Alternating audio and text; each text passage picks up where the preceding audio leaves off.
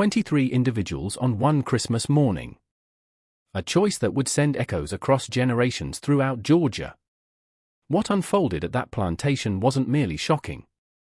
It was something that fundamentally challenged everything authorities believed they comprehended about loyalty, desperation, and what human beings will do when pushed beyond their limits. Here's the account of what those 23 souls did and why the complete truth required decades to finally surface.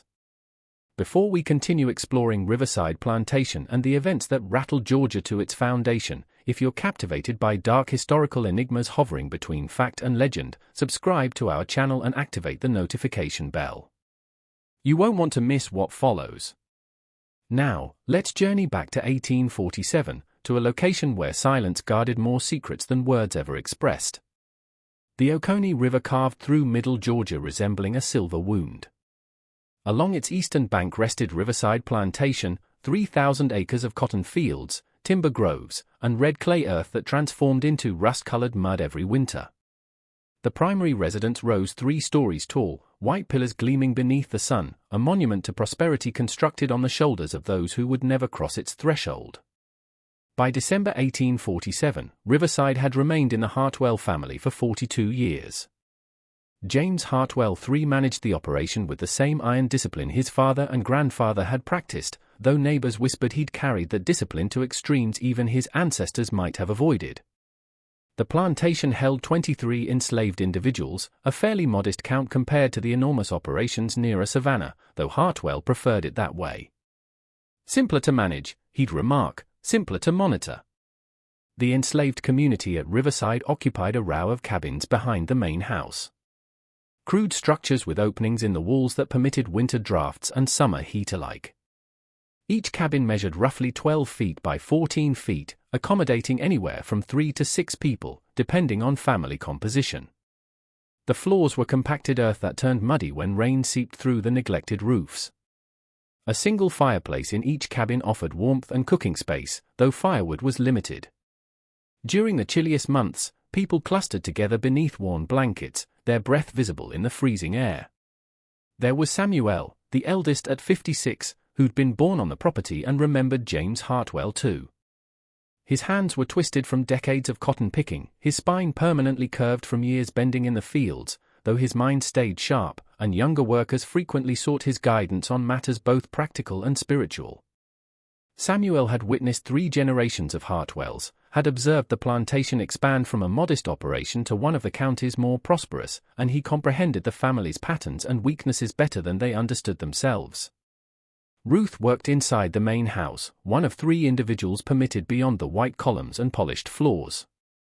She was 38 years old, fair-skinned enough that whispers circulated regarding her parentage. Whispers that were likely accurate, given James Hartwell II's well-known tendencies. Ruth observed things the field workers never saw. The family arguments, the financial records left exposed on desks, the correspondence from creditors arriving with growing frequency. She caught conversations through doorways, gathered information that could prove valuable if one knew how to employ it. Her position provided access, though it also separated her from the cabin community, making her suspect to both the white family and her fellow enslaved workers. Thomas was barely 19, tall and powerful, with eyes containing a smoldering anger he'd mastered hiding behind a facade of obedience. His mother, Dinah, had been sold 3 years earlier to settle one of James Hartwell's gambling debts. Thomas had watched her being lifted onto a wagon, had heard her cries as she was carried away, and something inside him had fractured that day. He'd grown quieter, more withdrawn. Yet those who knew him well could perceive the fury accumulating beneath the surface like water behind a dam. There was also Esther, 42 years old, who served as the community's informal healer and midwife. She understood plants and roots, could ease suffering and reduce fevers, had delivered most of the children born on the plantation over the past 20 years. Her expertise made her valuable, though it also made Hartwell uneasy. He disliked things he couldn't comprehend or manage, and Esther's abilities fell into both categories. Benjamin and Clara were a married couple in their early 30s, parents to 3 children ranging from 4 to 11 years old. Benjamin worked as a carpenter, skilled enough that Hartwell occasionally hired him out to neighboring plantations, keeping the earnings for himself. Clara worked the fields during planting and harvest seasons, plus the main house kitchen during slower periods. They'd managed to preserve their family unit intact, an uncommon blessing within a system that routinely separated parents from children, husbands from wives. There was Moses, a quiet man of 40 who'd been acquired from a South Carolina plantation 5 years earlier. He'd arrived with scars across his back that told a story he never discussed, and a weariness in his eye suggesting he'd witnessed the worst the system could offer. He kept to himself mostly, though he was strong and dependable, and the other workers had gradually welcomed him into their community. Young Lily was 16, pretty in ways that made her susceptible to unwanted attention. Her mother, Sarah, watched her constantly, attempting to shield her from dangers that were terribly real. Sarah herself was 34, exhausted by years of field labor and the persistent anxiety of raising a daughter in a place where young women had no defense against the desires of white men. There was also Jacob, the blacksmith, whose abilities made him essential. He was 50 years old, powerfully built despite his years, with hands that could shape iron, and a mind that grasped mechanics and engineering. The plantation's tools, the iron fittings on wagons and buildings, the horseshoes and hinges, plus countless other metal necessities, all originated from Jacob's forge. Hartwell recognized Jacob's worth, which granted the blacksmith slightly more influence than most, though that influence was limited and perilous to exercise. The remaining community members included patients Hannah, Daniel, Elijah, Rebecca, Nathan, Grace, Joseph, Martha, Abigail, and Caleb. Each carrying their own histories, their own wounds, their own motives for what would unfold that Christmas morning. They ranged in age from 14 to 56, in skills from field hands to artisans.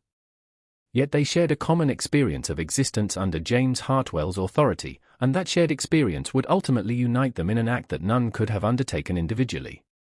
James Hartwell III was 41 years old during the winter of 1847, a man of average height with dark hair beginning to silver at the temples and pale blue eyes that appeared to look through people rather than at them. He'd inherited Riverside at age 23 when his father died from a stroke, and he'd managed it with an effectiveness that impressed his fellow planters, even as it disturbed some of them. Hartwell believed in discipline above all else, rigid timetables, severe punishments for violations, constant oversight to prevent what he termed laziness and disobedience. His wife Margaret was 36, a woman from a distinguished Savannah family who'd married Hartwell when she was 18. She'd borne him 4 children, though 2 had died in infancy, leaving a son of 12 and a daughter of 9.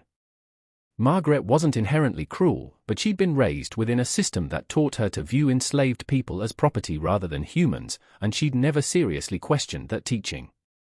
She managed the household with quiet competence, supervising the domestic workers and fulfilling the social obligations expected of a plantation mistress. The overseer, a man named Dutch Keller, occupied a small house near the eastern edge of the property. Dutch was 35, originally from Pennsylvania, who'd traveled south seeking opportunities and discovered work managing enslaved labor. He was neither the cruelest nor the kindest overseer in the county. He performed his duties with a businesslike detachment that some found more disturbing than outright brutality. He carried a whip, though used it sparingly, preferring psychological intimidation and the threat of punishment to constant physical violence. Yet when he did employ the whip, he employed it effectively, and everyone on the plantation understood this. The winter of 1847 had been particularly severe. An early October frost had damaged part of the cotton crop, blackening the bolls before they could be fully harvested. This loss represented a substantial financial setback for Hartwell, who'd borrowed heavily to expand his operations the previous year. This debt weighed on him, made him irritable and demanding.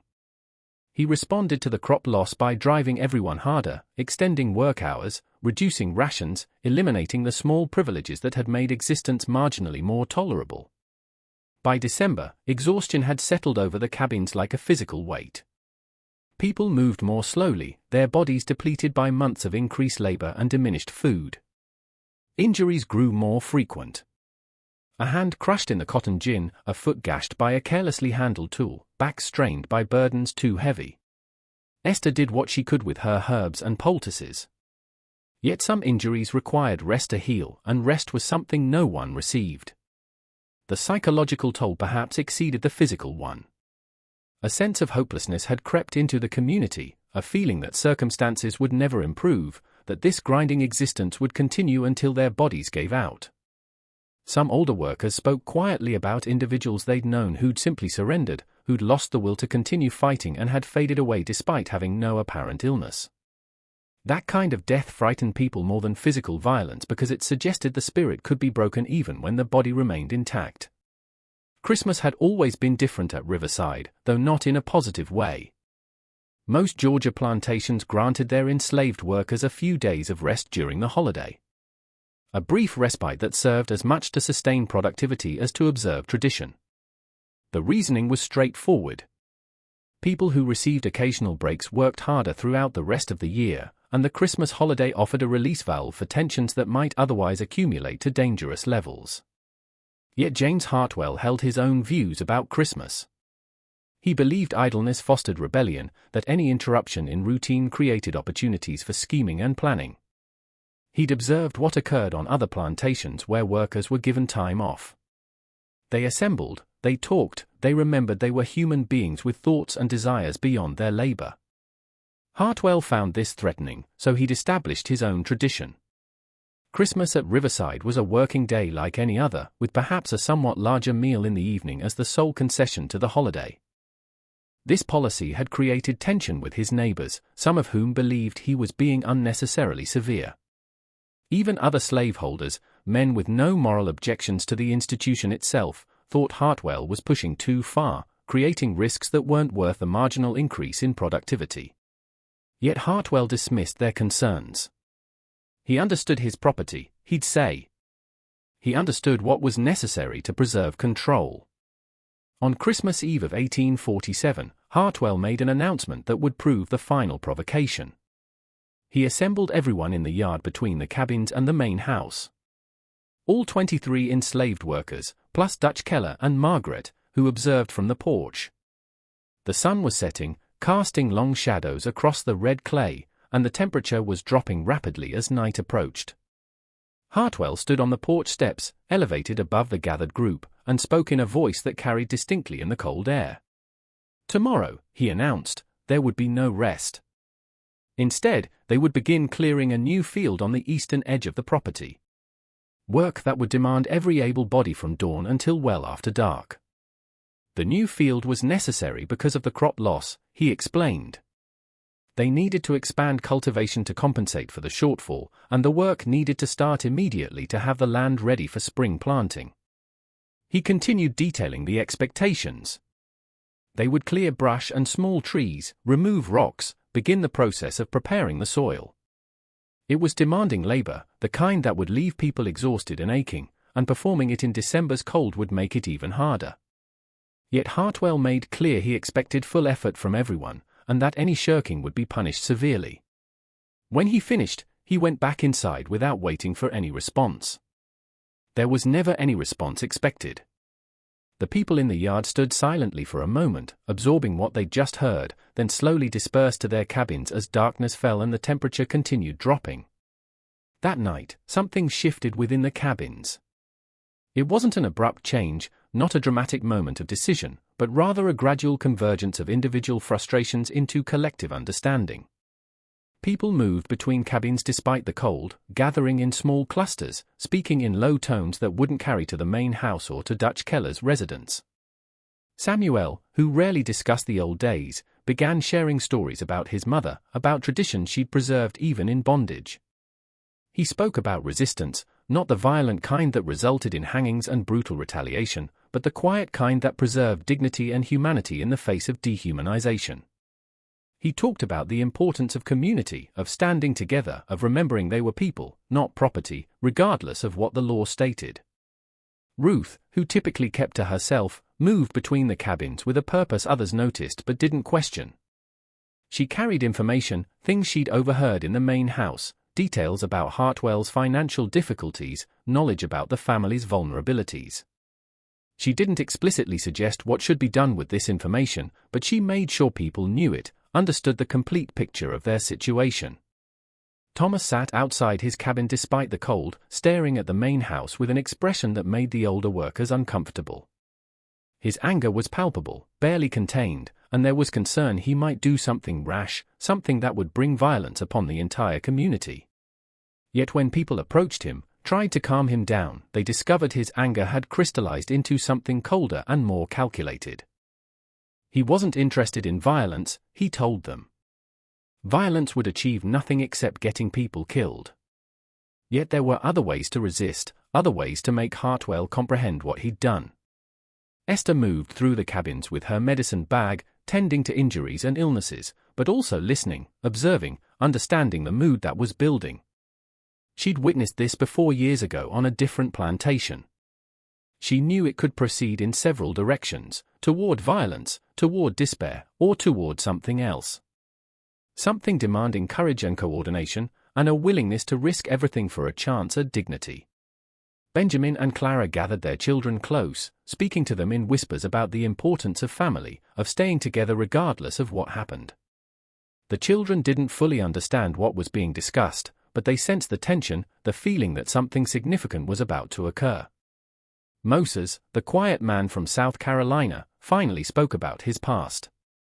He told about a plantation where he'd witnessed people pushed too far, where desperation had led to a violent uprising that had been crushed with overwhelming force.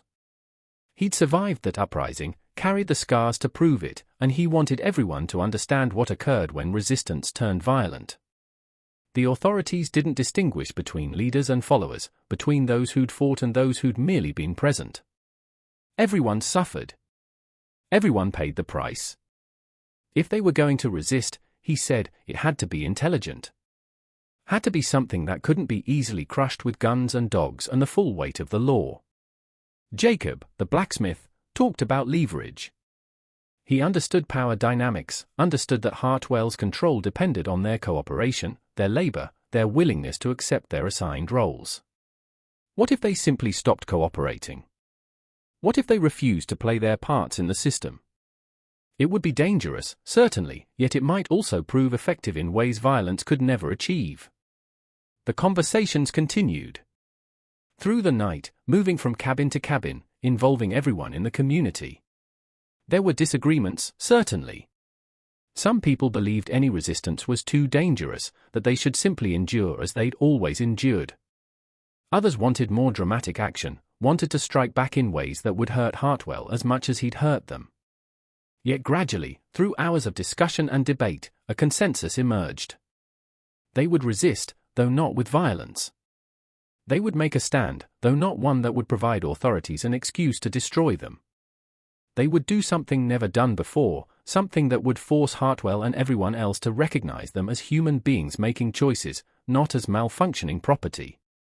The plan that emerged was simple in concept, yet would demand extraordinary courage and discipline to execute. On Christmas morning, when the bell rang summoning them to work, they would gather in the yard as usual. Then, instead of proceeding to the new field, they would simply stand there. They wouldn't work. They wouldn't speak. They wouldn't make demands or issue threats. They would simply stand silently, refusing to move, refusing to cooperate, forcing Hartwell to confront the reality that his control was an illusion dependent on their consent. It was a plan that could easily fail, that could lead to violence and suffering. Yet it was also a plan that preserved their dignity, that made a statement about their humanity without providing authorities an easy excuse for brutal retaliation. If they were going to resist, this was how they would do it. Not as violent rebels, but as human beings asserting their right to be seen and heard. As the night wore on and the temperature continued dropping, the 23 made their decision. Each person had to choose individually. No one could be forced or pressured into participating. Yet one by one they agreed. They would stand together on Christmas morning. They would face whatever consequences came. And they would do it as a community, supporting each other, refusing to let Hartwell break them individually. The temperature dropped as midnight approached. Frost formed on the cabin roofs, glittering in the moonlight like shattered glass. Inside the main house, James Hartwell slept in his second-floor bedroom, his wife Margaret in the room beside his, their 2 children in the nursery down the hall. The house was quiet, warm, insulated from the December cold by thick walls and heavy curtains. Hartwell had no idea what was being planned in the cabins behind his house. No sense that morning would bring something that would change everything. Christmas morning arrived with a pale grey light that transformed the frost-covered fields into something almost beautiful. The air remained still and cold, so cold that breath emerged in thick clouds, and exposed skin stung within seconds. The bell that usually rang at 5 to wake the workers remained silent, not because of any decision by Hartwell, but because Dutch Keller, who normally rang it, had overslept slightly, disrupted by the holiday. In the cabins, people were already awake. They'd slept little, if at all, and now they prepared themselves for what was coming. They dressed in their warmest clothing, meager as those were. They gathered in small groups, offering each other quiet words of encouragement. Samuel led a prayer, asking for strength and courage, asking that whatever happened, they would face it together. At 5:30, Dutch Keller finally rang the bell, the sound cutting through the cold morning air. Normally, people would emerge from their cabins quickly, knowing delays meant punishment. Yet this morning they emerged slowly, deliberately gathering in the yard between the cabins and the main house. They arranged themselves in a loose semicircle facing the house, and then they simply stood there waiting. Dutch Keller noticed immediately that something was wrong. The usual morning routine, people gathering their tools, organizing into work groups, preparing for the day's labor, wasn't happening. Instead, everyone was simply standing there, silent and still, their faces calm, yet their eyes alert. Dutch approached them, demanded to know what was happening, why they weren't preparing for work. No one answered. No one even looked directly at him. They simply stood there, their silence more unsettling than any words could have been. Dutch went to the main house, climbed the porch steps, and knocked on the door. It took several minutes for anyone to answer. The household was just waking, and Christmas morning, even at Riverside, usually started slightly later than other days. Finally, Margaret opened the door, still in her nightgown and robe, her hair unpinned. Dutch explained the situation, his voice tight with tension. Margaret's face went pale, and she immediately went upstairs to wake her husband. James Hartwell dressed quickly, descended the stairs, and stepped onto the front porch. The sight greeting him would become the subject of countless retellings, each version slightly different, yet all agreeing on the essential facts. 23 people stood in the yard between the cabins and the main house. They weren't working. They weren't moving. They were simply standing, arranged in a loose semicircle facing the house. Their hands were empty. Their faces were calm, and they were completely, utterly silent. For a moment, Hartwell simply stared, trying to process what he was seeing. Then his face flushed red and he began shouting. He demanded they get to work immediately. He threatened punishments. Whipping, reduced rations, sail to the deep south where conditions were even harsher. His voice echoed across the yard, bouncing off the cabins and fading into the cotton fields beyond. The 23 people didn't move. They didn't speak. They simply stood there watching him with expressions revealing nothing. Hartwell's first response was anger. The reflexive fury of a man whose authority had been challenged. He shouted orders, demanded explanations, threatened consequences that would make them regret this defiance. He called out individual names, trying to break the collective silence by isolating single voices. Samuel, you're the oldest here. Tell me what this is about. Silence. Ruth, you work in my house. You know better than this. Silence. Thomas, are you behind this? Is this your doing? Silence. The silence was absolute, unbroken, and it was more unnerving than any shouted defiance would have been. Hartwell was accustomed to resistance he could understand. People who talked back, who argued, who expressed their anger in ways that justified his punishments. Yet this silent refusal to engage, this collective withdrawal of cooperation was something he had no framework for understanding. Margaret Hartwell appeared at the door behind her husband, drawn by his shouting. She took in the scene, the 23 people standing silently in the yard, her husband's red face and clenched fists, the tension that seemed to thicken the cold air, and immediately retreated back inside. She gathered the children and took them upstairs, away from whatever was about to happen. She understood, perhaps before her husband did, that something fundamental had shifted, that the normal rules and patterns no longer applied. For 3 hours, the standoff continued. Hartwell alternated between threats and promises, between rage and forced calm. He tried everything he could think of to break the silence. He promised better treatment if they returned to work immediately. He threatened to sell them all, to break up families, to make their lives so miserable they'd beg for mercy. He appealed to individuals he thought might be more susceptible to pressure. He tried reasoning, explaining the economic necessities requiring their labor. Nothing worked. The sun rose higher, burning off the frost, and still the 23 held their ground. Dutch Keller stood on the porch beside Hartwell, his hand resting on the whip at his belt, yet he made no move to use it. He understood, perhaps better than Hartwell, that violence at this moment would be a mistake. The group wasn't threatening anyone, wasn't destroying property, wasn't doing anything that clearly justified brutal retaliation. They were simply standing there, and attacking them for that would make Hartwell appear the aggressor, would create sympathy for them that might spread to other plantations. Around 9, Hartwell sent Dutch to fetch the sheriff from the county seat. Dutch saddled a horse and rode hard, covering the 12 miles in less than an hour. Sheriff William Crawford was at home with his family preparing for a Christmas meal when Dutch arrived with news of the situation at Riverside. Crawford listened to Dutch's description, asked a few questions, then gathered 3 deputies and rode back with Dutch to the plantation. Sheriff William Crawford arrived at Riverside shortly after 11. He was a man in his early 50s, heavy-set, with grey hair and a face weathered by years of outdoor work. He'd been sheriff for 15 years, had dealt with runaway slaves and minor rebellions before, and he approached the situation with a mixture of caution and confidence. He expected to find something requiring force to resolve, armed resistance perhaps, or property destruction that would justify arrests and harsh punishment. What Crawford found instead was something that unsettled him more than outright rebellion would have. The enslaved workers weren't armed.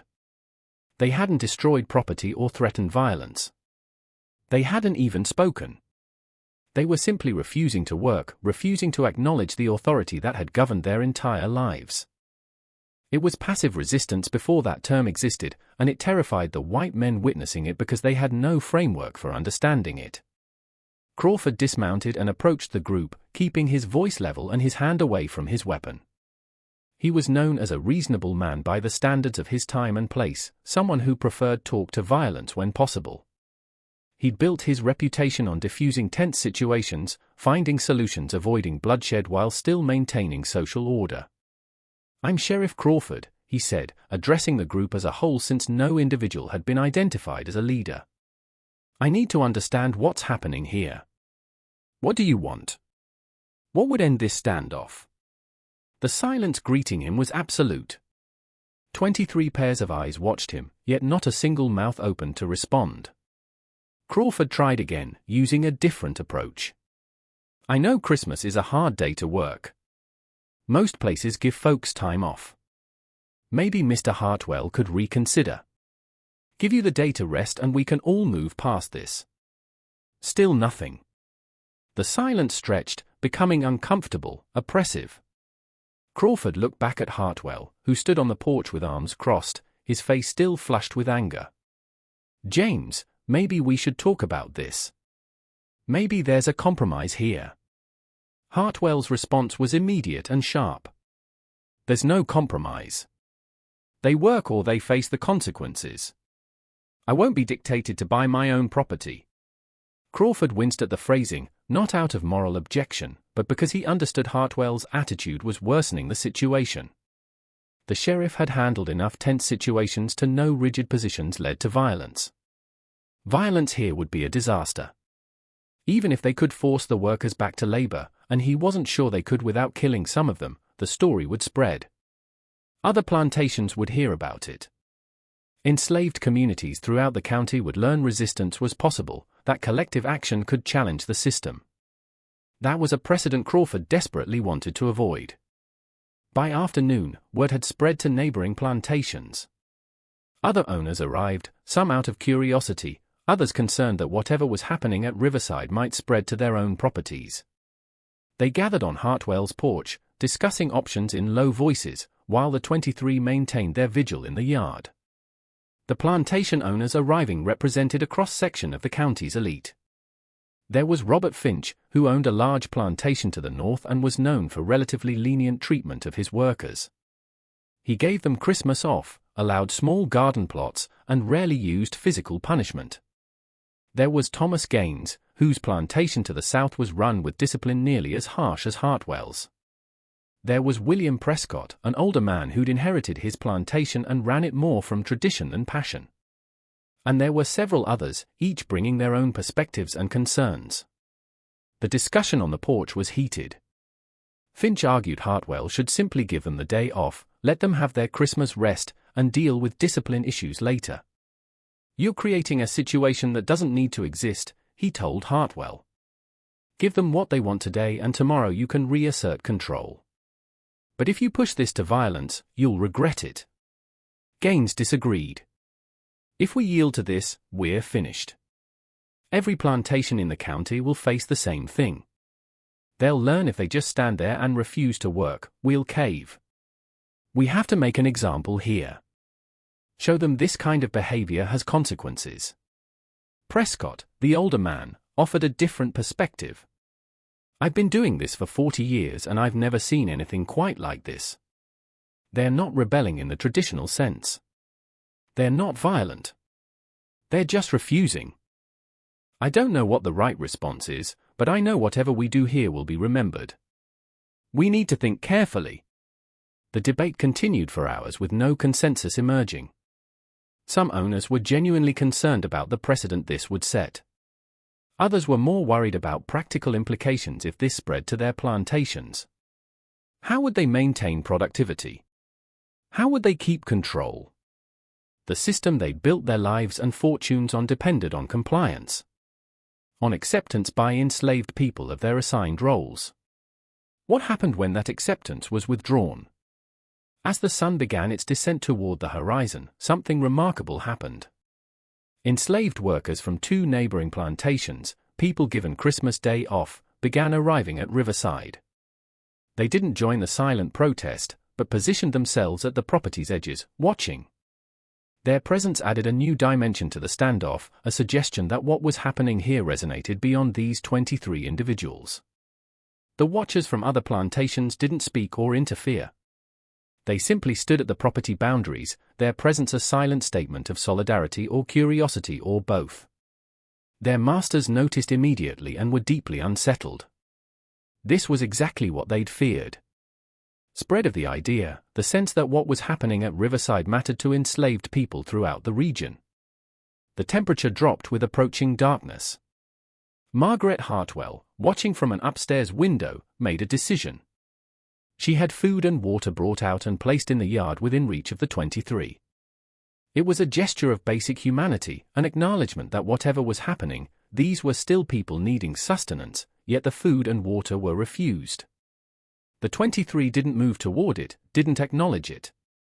They maintained their positions, their silence, their collective refusal to engage. Sheriff's deputies built a fire near the main house, trying to stay warm. As night closed in, plantation owners who'd gathered earlier began leaving, heading back to their own properties with stories that would grow in the telling.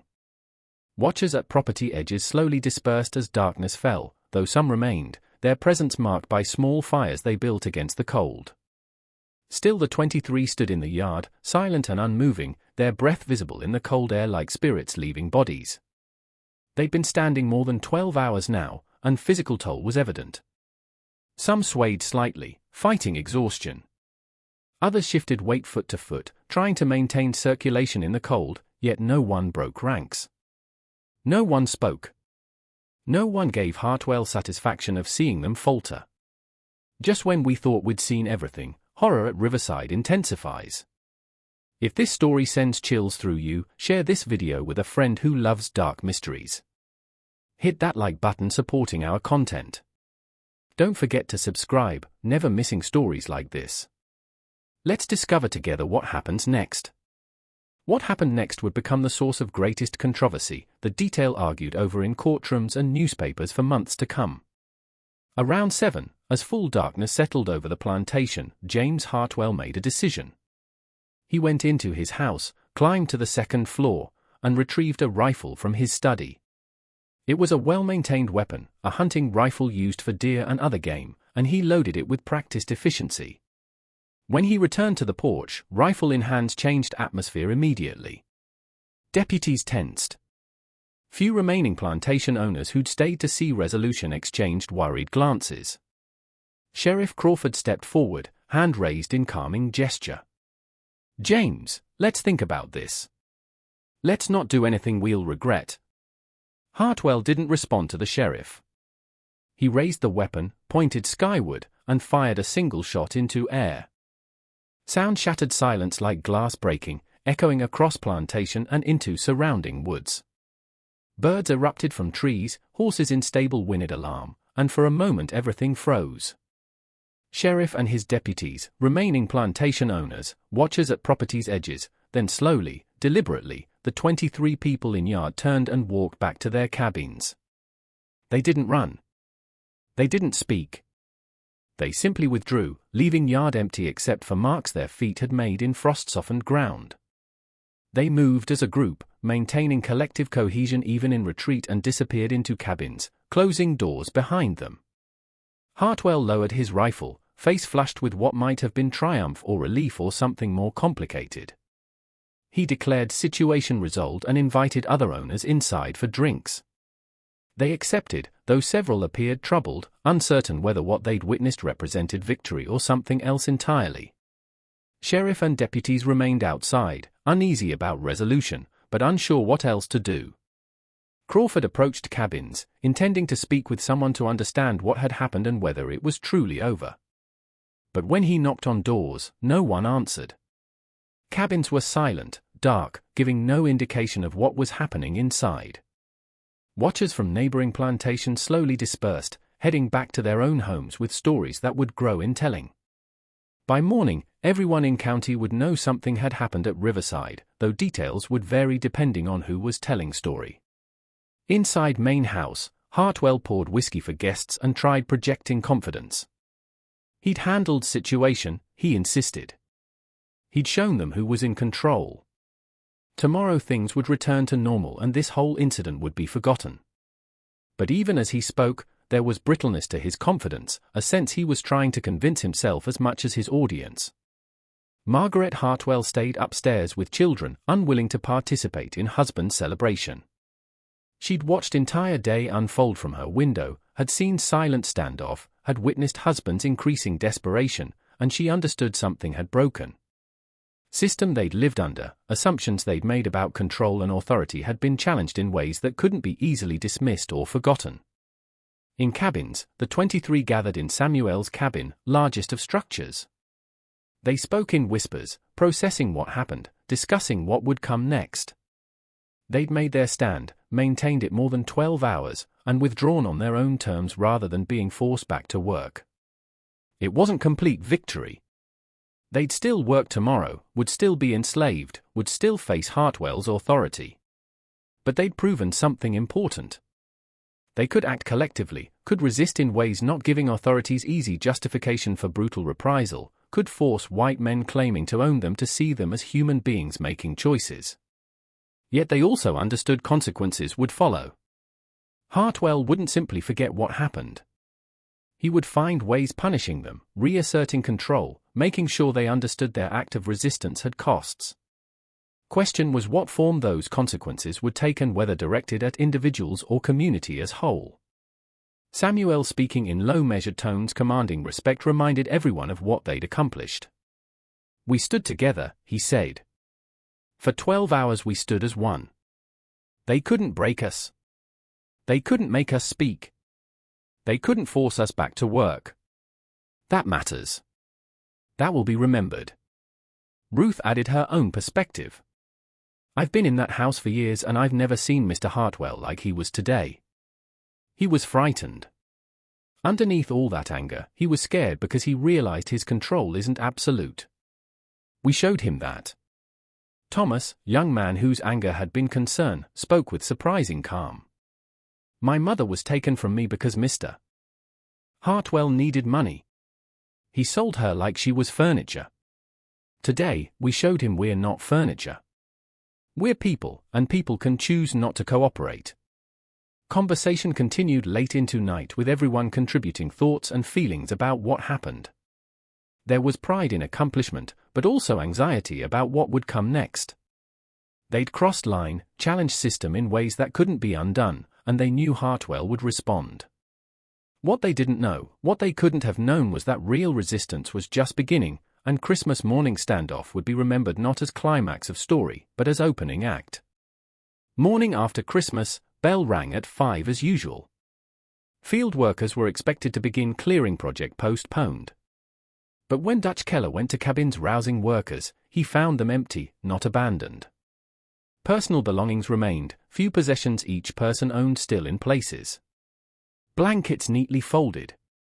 Small carved figures and precious items arranged carefully on shelves, but people themselves were gone. All 23 had vanished in night. Dutch stood in doorway of Samuel's cabin, staring at empty space, trying to process what he was seeing. He checked each cabin in turn, finding same thing in each. Empty, but not ransacked. Everything orderly, peaceful, as if occupants had simply stepped out momentarily and would return shortly. But Dutch knew they weren't coming back. Somehow, impossibly, 23 people had disappeared from guarded Plantation without leaving any trace of departure. He ran to main house, pounding on door with enough force waking entire household. James Hartwell appeared at door in nightshirt, hair disheveled, face still heavy with sleep. "What is it?" he demanded, irritated at being woken so early. "They're gone," Dutch said, voice tight with tension. "All of them. Every single one. Cabins are empty." Hartwell's face went from irritation to confusion to fury in space of seconds. He pushed past Dutch and ran to cabins, checking each himself, as if Dutch might have somehow missed 23 people. But cabins were indeed empty, and reality of situation began sinking in. Discovery sent Hartwell into fury his wife would later describe as frightening in intensity. He immediately organized search party, pulling together every available man from Riverside and sending word to surrounding plantations for help. Sheriff Crawford was summoned again, this time bringing larger force and pack of tracking dogs. Search began at dawn and continued through day, covering woods surrounding Plantation, banks of Oconee River, roads leading to nearby towns. They found nothing. No tracks, no signs of passage, no indication which direction group had gone. Tracking dogs were brought to cabins, given items with missing workers sent, and set loose finding trail.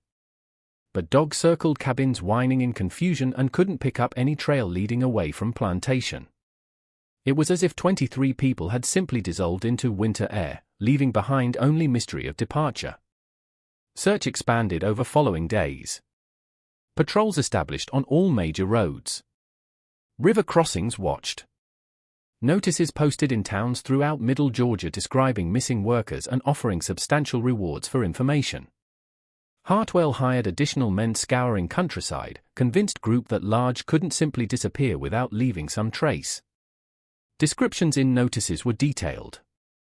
Samuel, 56 years old, bent back, graying hair. Ruth, 38, light-skinned, worked in main house. Thomas, 19, tall and strong. Each of 23 described in terms reducing them to physical characteristics and monetary value, language of property rather than people. Rewards offered were significant, enough money tempting anyone with possible information.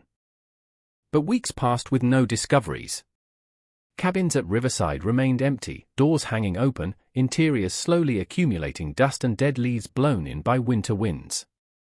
Plantation's work continued with hired laborers and workers borrowed from neighboring properties, but absence of 23 hung over everything like question refusing answer. Theories proliferated throughout county and beyond. Some believed group had been helped by abolitionists spirited away on Underground Railroad rumored having routes through Georgia, though most of those routes ran much further north, and logistics of moving 23 people at once seemed nearly impossible. Others suggested they'd fled to swamps of southern Georgia, where fugitives could hide for years in trackless wetlands, living off land and avoiding detection. A few whispered darker possibilities that they'd been murdered by someone, bodies hidden where never found, though who would have done this and why remained unclear. James Hartwell became obsessed with finding them.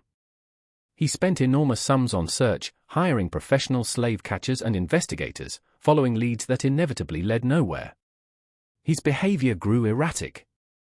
Workers on Plantation reported hearing him walking grounds at night, calling out names, demanding answers from darkness. He would stand in empty cabins, staring at abandoned possessions, trying to understand how this had happened under his watch. His wife grew concerned enough, writing to his brother in Savannah, asking for help managing both plantation and husband's deteriorating state. Brother came for visit in late January, spent week at Riverside and left deeply troubled by what he'd seen. James had lost weight, wasn't sleeping, and had developed paranoid edge, making him difficult around. He was convinced someone knew where 23 had gone, that conspiracy of silence protected them, and he interrogated anyone coming to Plantation with intensity bordering on madness. Financial impact of disappearance was significant. 23 workers represented substantial investment, and loss came at time when Hartwell was already struggling with debt from previous year's crop failure. He'd borrowed money purchasing several workers, and those debts remained even though workers were gone. Insurance didn't cover runaways, and there was no legal recourse recovering losses. Plantation's productivity dropped sharply, and Hartwell was forced borrowing more money, hiring replacement labor, digging himself deeper into financial trouble. Then, in late February, discovery was made that would deepen mystery rather than solve it. A farmer named Josiah Perkins, clearing land about 8 miles from Riverside, found something buried in shallow depression near creek. It was a collection of items, 23 small bundles, each carefully wrapped in cloth and tied with string. Perkins, curious, opened one bundle and found carved wooden figure, kind of thing child might play with or adult might keep as memento. Perkins brought items to sheriff, who immediately recognized potential significance. Crawford brought bundles to Riverside, where Margaret Hartwell and Dutch Keller examined them. Several were immediately identifiable. There was Samuel's carving, small figure of man he'd worked on for years, adding details and refinements. There was piece of cloth with careful stitching Ruth recognized as belonging to her sister. There was smooth river stone Thomas had carried since childhood, gift from mother before she was sold away. Each bundle contained something personal, something precious, something treasured by owner. Discovery raised more questions than answers. Why would people fleeing for lives take time burying most precious possessions? What did burial signify? And how had they managed doing this without detection? Location where bundles were found was a long route search parties had covered multiple times. Yet no one had noticed any signs of recent digging or disturbance. Local minister, Reverend Elijah Thorne, was consulted about discovery. He suggested it might be ritual of some kind, symbolic leaving behind of old lives. Many African traditions, he explained, involved burial of significant objects marking transitions or transformations. Perhaps the 23 had performed such ritual before fleeing, marking departure from slavery and journey toward freedom. Yet that explanation satisfied no one. If they were starting new lives elsewhere, why not take these items with them? These were most precious possessions, things connecting them to past, to families, to identities. Why bury them in random location miles from Plantation? And why bury them together in single cache rather than each person disposing of own items? Hartwell became fixated on burial site. He visited it repeatedly, sometimes spending hours there, staring at ground as if it might yield secrets through sheer force of will. He had area excavated more thoroughly, hoping finding additional clues, but nothing else discovered. Bundles remained only physical evidence of where 23 had gone and what they'd done after leaving Riverside. Spring arrived, bringing demands and distractions. Plantation needed preparing for planting, and Hartwell was forced focusing on practical matters. Even as obsession with missing workers continued consuming him, he hired more workers, both enslaved people purchased from other plantations and free laborers needing work. But new workers were uneasy at Riverside, sensing something wrong in empty cabins and employers' erratic behavior. In May, there was potential breakthrough. traveling merchant passing through county claimed seeing group matching description of missing workers in Tennessee working on farm owned by Quaker family known for abolitionist sympathies. Hartwell immediately traveled to Tennessee, bringing Sheriff Crawford and 2 deputies. They found workers there who'd clearly escaped from slavery, but none were from Riverside. Merchant, it turned out, had been mistaken or had been seeking reward money with false information. Failed trip to Tennessee seemed breaking something in Hartwell. He returned to Riverside, more withdrawn, less vocal about determination finding missing workers. He continued Plantation's operations, but with mechanical efficiency suggesting he was going through motions rather than truly engaging with work. Margaret noticed change and was relieved, hoping husband was finally accepting loss and moving on. But she also noticed he still walked grounds at night, still stood in empty cabins, still seemed waiting for something. Summer passed, then fall. Cotton crop that year was mediocre. Not disaster, but not profitable enough, significantly reducing Hartwell's debts. He sold off some land raising cash, reducing plantation size for first time in 3 generations. Neighbors noticed decline and whispered about it, some with sympathy, others with satisfaction from seeing proud man brought low. In August, traveling preacher passing through area claimed having information about missing workers.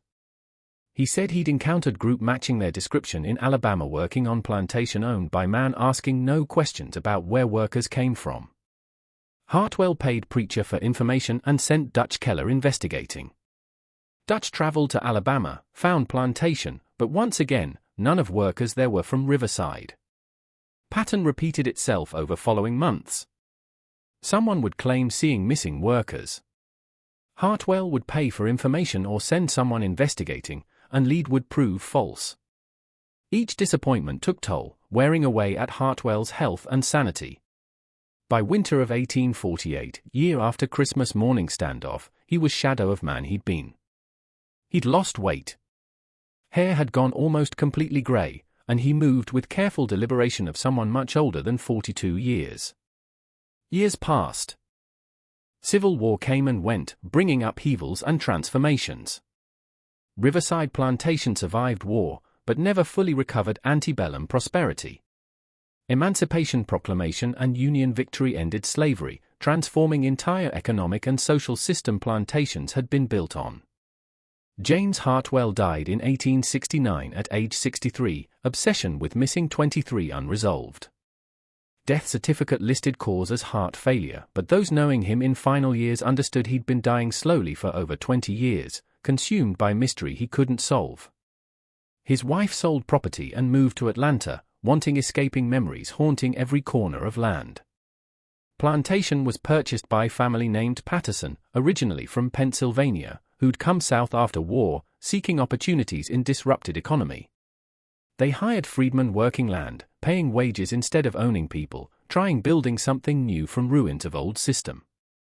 Among workers was elderly man named Samuel, who'd shown up one day in spring of 1872 asking employment. He was in early 80s by then, back more bent than ever, hands twisted with arthritis, but he proved knowledgeable about cotton cultivation and specific characteristics of riverside soil. Patterson's hired him, giving light duties appropriate for age, and he became fixture on plantation, respected by other workers and valued by employers. It took 3 years before anyone made connection. Former neighbor visiting Patterson's in summer of 1875 recognized Samuel as one of missing 23. Revelation sparked immediate interest. Where had he been? What had happened to others? How had they managed disappearing so completely? Samuel, now in mid-80s, agreed telling story, but only on his own terms.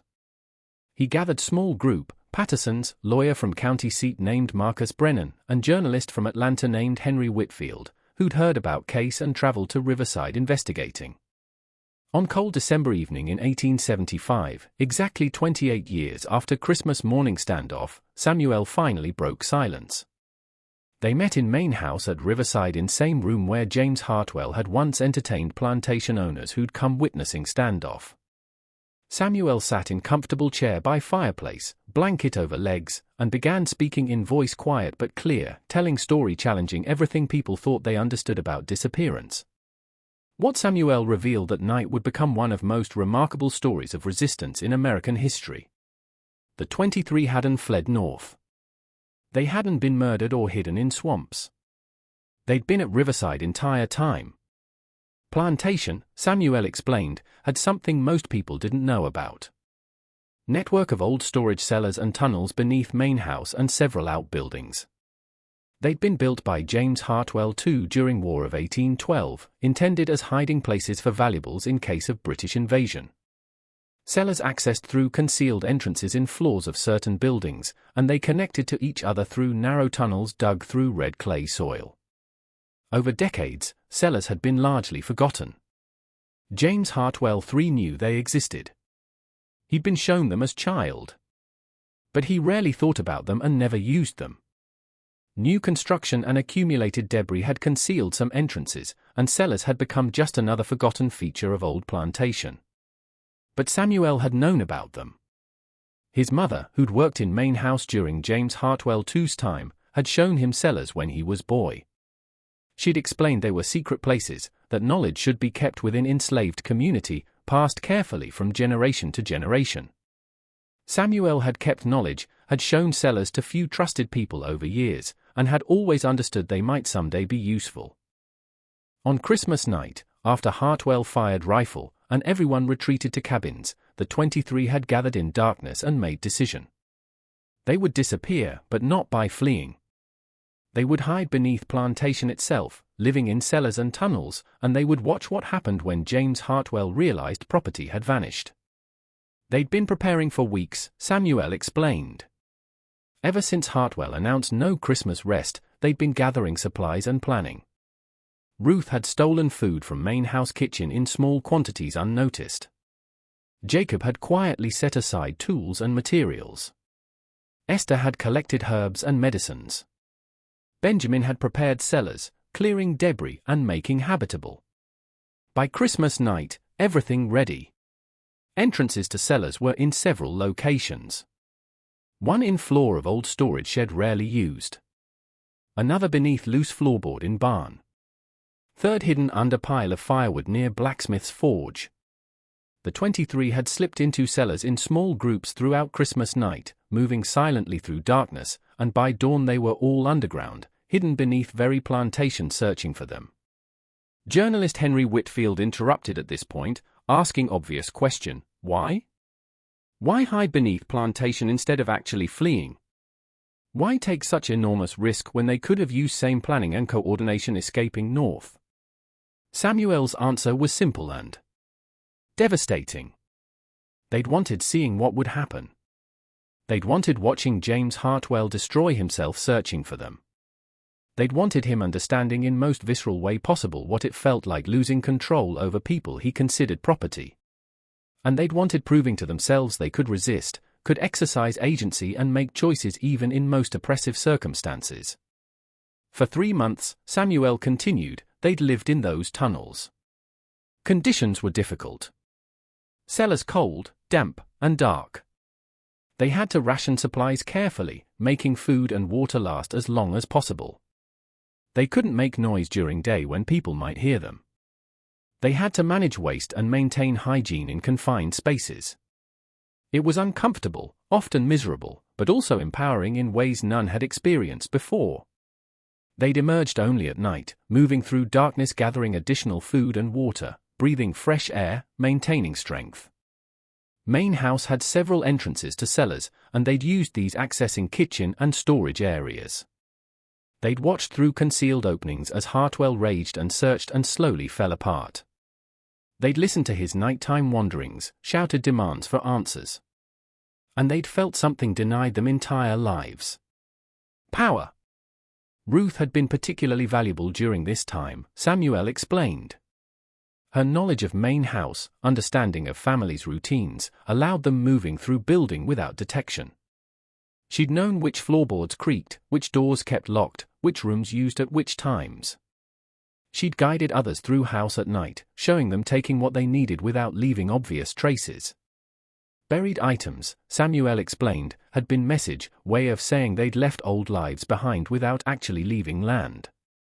It was symbolic and practical at once, ritual marking transformation from property to people making choices. They'd buried items together in location without particular significance because act itself mattered, not location. Marcus Brennan, lawyer, asked about logistics. How had they coordinated movements? How had they avoided detection for so long? Samuel smiled, rare expression transforming weathered face, and explained it required careful planning and discipline. They'd established rules. No one moved alone. Everyone had partner noticing if something went wrong. They'd created schedules for when different people would emerge, ensuring cellars never completely empty in case someone needed hiding quickly. They developed signals, patterns of knocks and taps allowing communication through floors and walls.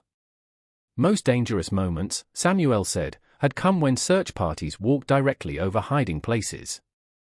They'd heard footsteps above, voices of men searching, and they'd had to remain absolutely silent, barely breathing. Terrified sound might give them away. But searchers had never thought looking beneath buildings, never imagined missing workers might be hiding right under feet. In late March, when search finally died down and Hartwell's attention turned elsewhere, the 23 had begun leaving in small groups. 2 or 3 at a time, spacing departures over several weeks. They'd slipped away from Riverside and made way to various destinations. Some had gone north, using underground railroad routes existing, though dangerous and uncertain. Some had gone to cities where they could disappear into free black communities, taking new names and building new lives. Some, like Samuel, had eventually returned to Georgia, waiting until enough time passed that they could live openly without fear of connection to disappearance. Henry Whitfield asked about others. Where were they now? Were they still alive? Samuel's expression became guarded. He wouldn't reveal that information, he said. Some secrets needed keeping. Some people deserve living lives without being defined by what they'd done on one Christmas morning in 1847. He'd agreed telling own story because he was old, because people who might punish him were dead, and because he wanted truth known, but he wouldn't betray others, wouldn't expose them to potential consequences even decades after. Fact. Story Samuel told that night was published in Atlanta Constitution in January of 1876. It caused sensation, not just in Georgia but throughout South and North. Some called it hoax, insisting Samuel was lying or confused, story too incredible being true. Others saw it as powerful symbol of resistance, demonstration enslaved people had found ways fighting back beyond violent rebellions terrifying white Southerners for generations. Investigators were sent to Riverside verifying Samuel's claims about tunnels. They found them exactly as described, network of underground spaces beneath main house and outbuildings with concealed entrances carefully maintained despite supposed abandonment. Evidence of recent habitation found. Makeshift beds from old blankets, empty food containers, even few personal items matching descriptions of belongings owned by missing 23. Physical evidence confirmed Samuel's story, silencing most skeptics. Discovery of tunnels and confirmation of Samuel's account forced re-evaluation of what happened at Riverside. This wasn't just story of people fleeing slavery. It was story of psychological warfare, enslaved people using knowledge and intelligence tormenting oppressor in ways more effective than violence. They turned Hartwell's own property against him, hidden in very foundations of power, and watched as he destroyed himself trying finding them. James Hartwell's widow, Margaret, interviewed by Henry Whitfield in spring of 1876. She was living in Atlanta by then, remarried to banker named Charles Drummond, trying building life separate from Plantation past. When asked about Samuel's revelation, she was quiet long moment before responding. She said she'd always suspected something like this, though never able articulating exactly what. Way search found nothing. Way husband seemed sensing presence without ever locating them. It had felt wrong, she said, like they were being watched by invisible eyes. She'd mentioned this to James several times, but he dismissed concerns as female hysteria, insisting workers had fled and would eventually be found. She also revealed something never told anyone. On several occasions during those 3 months, she'd found small things moved in main house. Book placed differently on shelf, curtain tied back she was certain had been closed, food missing from kitchen in quantities too small noticed and less paying close attention. At times she'd attributed it to own distraction, or servants being careless. Now she understood the 23 had been moving through house at night, taking what needed, leaving traces of presence only someone looking would notice. Margaret also spoke about husband's decline. Obsession with finding missing workers had consumed him, she said, had taken over life-destroying health and relationships.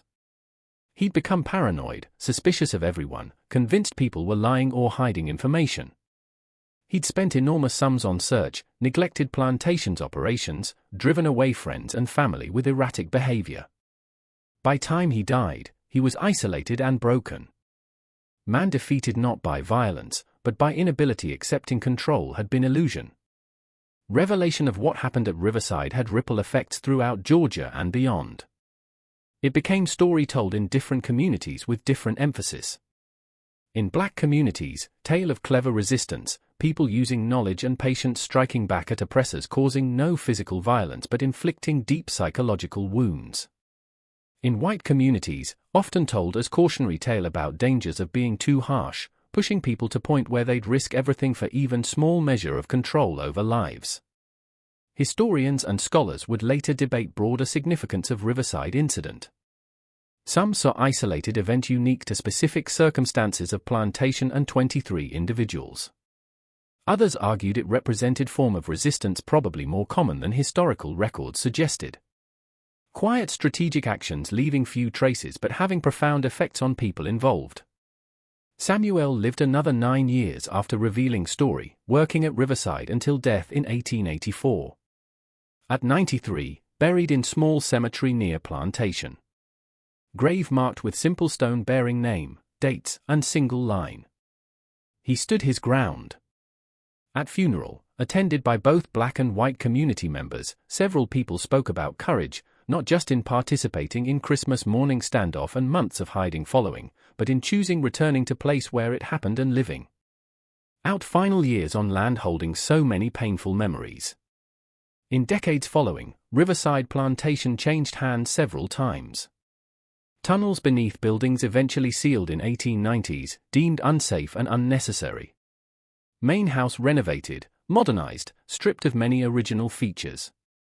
By early 20th century, few visible traces remained of what happened there in 1847 and 1848. But story persisted. Passed down through families, both black and white. Each generation adding interpretations and emphasis. Some versions focused on cleverness of plan, way 23 used knowledge of Plantation hiding in plain sight. Others emphasized psychological warfare aspect. Way they'd used Hartwell's own obsession against him, watching as he destroyed himself searching. Still others saw spiritual story, demonstration of faith and community transcending physical circumstances of bondage. In 1947, on 100th anniversary of Christmas morning standoff, small ceremony held at Riverside. Descendants of both enslaved workers and Hartwell family attended, gathering impossible just decades earlier. Marker placed near site of old cabins commemorating 23 an act of resistance. Inscription simple. They stood their ground and found their freedom. December 25, 1847. Marker still stands today, though Plantation itself subdivided and developed. Houses now occupy land where cotton once grew. Main house, renovated and expanded multiple times, serves as private residence. Tunnels beneath remain sealed, entrances hidden behind modern foundations and landscaping. But people still visit Marker, still tell story, still debate what it means and what lessons hold. What the 23 did on Christmas morning in 1847 was shocking, not because violent or destructive, but because something far more subversive. Demonstration enslaved people could exercise agency, make choices, resist in ways not fitting narratives of either docile submission or violent rebellion dominating discussions of slavery. They didn't attack master. They didn't destroy property. They simply refused working, refused speaking, then disappeared in ways tormenting him far more effectively than physical assault. Psychological impact on James Hartwell profound and lasting. According to family letters preserved in Georgia Historical Society, he never fully recovered from experience. He became paranoid, suspicious of everyone around, convinced other workers on plantation knew more than saying. Health deteriorated, business judgment suffered. Plantation profitable under father and grandfather struggled under increasingly erratic management. He died relatively young, 63, worn down by years of obsession and frustration. But perhaps most significant impact on other enslaved people in region. Word of what happened at Riverside spread quickly, carried by informal networks connecting enslaved communities across South. Story told and retold, adapted and embellished, but always carrying same core message. Resistance possible even in most oppressive circumstances. You didn't have to accept condition as inevitable. Could find ways fighting back using intelligence and patience instead of violence. No way knowing how many other acts of resistance inspired by Riverside incident. Nature of such resistance, quiet, strategic, often invisible to those in power means rarely left historical records. But scholars studying slavery have found hints and suggestions in plantation records, letters, court documents, unexplained disappearances, work slowdowns with no clear cause, masters complaining about sense of unease among workers, feeling something happening beneath surface they couldn't identify. Story of Riverside also challenges common assumptions about what resistance looked like under slavery. Popular imagination often focuses on dramatic rebellions like Nat Turner's or Escape's North via Underground Railroad. These were real and important, but also rare and extremely dangerous. Vast majority of enslaved people never had opportunity participating in such dramatic acts. What they could do was find smaller ways resisting, maintaining humanity and dignity in system designed stripping both away. Christmas morning standoff and months of hiding following represented one such act. Carefully planned demonstration requiring coordination, courage, and understanding of psychology impressing trained strategists. Decision hiding beneath plantation rather than fleeing brilliant in simplicity. It allowed them maintaining resistance for months rather than days. Watching effects of actions, feeling sense of control denied entire lives. Samuel's decision eventually revealing truth also significant. By 1875, when telling story, Civil War had ended slavery, Reconstruction attempted reshaping Southern society. Political and social landscape changed enough that he could speak without fear of returned bondage. But revelation served another purpose.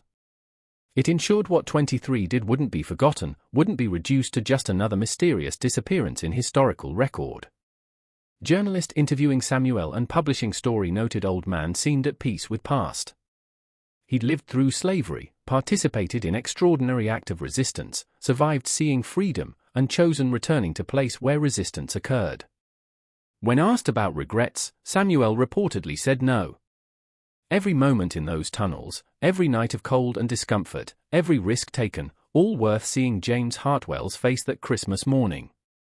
Watching him realize control was illusion, that people he thought owned had wills and minds and courage never imagined. This mystery shows us most powerful acts of resistance aren't always loudest or most violent. Sometimes they're quiet demonstrations of will forcing those in power confront humanity they've tried denying. What do you think of this story? Do you believe everything revealed? Or think there are still secrets buried at Riverside? Leave comment below. If you enjoyed this tale and want more historical mysteries like this, subscribe, hit notification bell, share with someone loving stories making you question what really happened. See you in next video. Legacy of that Christmas morning in 1847 extends far beyond immediate participants and descendants. It became part of larger narrative of resistance to slavery.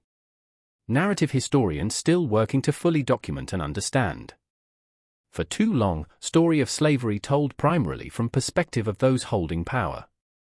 Plantation owners, politicians, architects of system.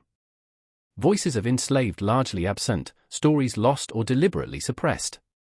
But stories like Riverside remind us those voices existed, resistance constant and creative, enslaved people never accepted condition as natural or inevitable. They fought back in ways large and small, using whatever tools and opportunities available. Sometimes meaning running away. Sometimes meaning breaking tools or working slowly. Sometimes meaning preserving cultural traditions and family bonds despite systematic efforts destroying them. And sometimes, as on Christmas morning in 1847, meaning standing silently in yard, refusing moving, refusing speaking, refusing being anything other than human beings making choices. The 23 people standing in yard mostly forgotten now. We know some names. Samuel, Ruth, Thomas, Esther, Benjamin, Clara, Moses, Jacob, but many others lost to history. We don't know what happened to most after leaving Riverside. We don't know if they found freedom seeking, if they built good lives for themselves and families, if they ever spoke about what they'd done on Christmas morning and months following. But we know they existed. We know they made choice shocking Georgia and rippling across South. We know they demonstrated courage and intelligence and refusal accepting roles forced upon them. And we know their story, once revealed, became part of larger story of how enslaved people resisted, survived, and ultimately helped bring down system holding them in bondage. Marker at Riverside stands as testament to courage. But Rail Memorial is story itself, passed through generations, told and retold, each telling adding layers of meaning and interpretation. Story reminding us history more complex than often acknowledge. That people taught seeing as powerless often found ways exercising power. And that most shocking acts sometimes use patience and intelligence instead of violence. What 23 enslaved people did on Christmas morning in 1847 shocked Georgia because it revealed truth those in power didn't want acknowledging. That enslaved people were thinking, planning, strategizing human beings outsmarting masters and resisting oppression in ways both subtle and devastating. They didn't need weapons or violence. They just needed courage, coordination, and deep understanding of psychology of those claiming ownership. And in end, they won. Not in sense of overthrowing system requiring war and decades of struggle, but in sense proving to themselves and others resistance possible, agency existed, more than property masters claimed. They stood ground on Christmas morning, disappeared into tunnels beneath oppressors' feet, and in doing so, found freedom beyond physical escape. They found freedom coming from making own choices. From refusing accepting someone else's definition of who and what you are, from demonstrating human spirit cannot be owned regardless of law. That's what shocked Georgia. Not violence or destruction, but quiet demonstration enslaved people were human beings with wills of own, capable of resistance, strategic, patient, and ultimately more powerful than rebellion. The 23 showed you didn't have accepting oppression, could find ways fighting back even in most impossible circumstances, and sometimes most effective resistance makes oppressor question everything thought they knew about power and control. Their story deserves remembering, not just as historical curiosity, but as testament to human resilience and unbreakable will being free. Deserves telling and retelling, studying and honoring because representing something fundamental about human experience. That people will always find ways resisting dehumanization. That dignity cannot stripped away regardless of oppressive system. And that most powerful acts of defiance often use intelligence and patience rather than force. Tunnels beneath Riverside sealed for over a century now, but remain powerful symbol of what happened there. They represent hidden spaces where resistance planned and executed. Literal underground from which 23 people challenged system claiming ownership. They remind us history has layers, that surface often conceals deeper truths, and most important stories sometimes take decades or centuries fully emerge.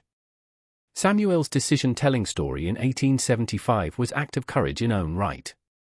He was old man then, with little losing, but still took risk revealing what happened. Could have taken secret to grave, could have let mystery remain unsolved, could have protected self and others maintaining silence serving them well. But he chose speaking to ensure truth known, making sure what 23 did remembered and understood. His story, published in Atlanta Constitution and reprinted in newspapers across country, sparked conversations about slavery, resistance, nature of power continuing for years.